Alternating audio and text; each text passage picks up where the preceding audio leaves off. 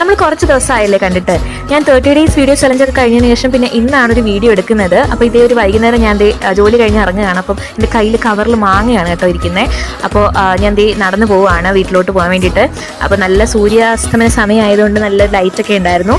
പിന്നെ അവിടെ തൊട്ടടുത്തുള്ള കടയിൽ നിന്ന് 2-3 സ്നാക്സ് ഒക്കെ മേടിച്ചിട്ടാണ് പോയത് ചായയുടെ കൂടെ കഴിക്കാനായിട്ട്. എന്നിട്ട് ബസ് കാത്ത് ബസ് സ്റ്റോപ്പിൽ നിന്നപ്പോൾ അവിടെ ഒരു ഗസ്റ്റിനെ കണ്ടു. ഇവിടെ ഇടയ്ക്കൊക്കെ വരാറുള്ളൊരു ഗസ്റ്റാണ്. അപ്പോൾ ഈ കടയുടെ മുകളിൽ ഇരിക്കുമ്പോൾ അവിടുത്തെ ചേട്ടൻ എന്തെങ്കിലുമൊക്കെ ഫുഡൊക്കെ കൊടുക്കും, കഴിക്കാൻ വേണ്ടി എന്തെങ്കിലും സ്നാക്സ് ഒക്കെ കൊടുക്കും. പുള്ളിക്കാരൻ അതൊക്കെ ഇവിടെ നിന്ന് സുഖമായിട്ട് കഴിച്ചിട്ടൊക്കെയാണ് പോകുന്നത്. വീട്ടിലെത്തിയ ഉടൻ തന്നെ മാങ്ങ ഞാൻ നേരെ അമ്മയുടെ കൊണ്ട് കൊടുത്തു, ഇന്നാ പിടിച്ചോ എന്ന് പറഞ്ഞിട്ട്.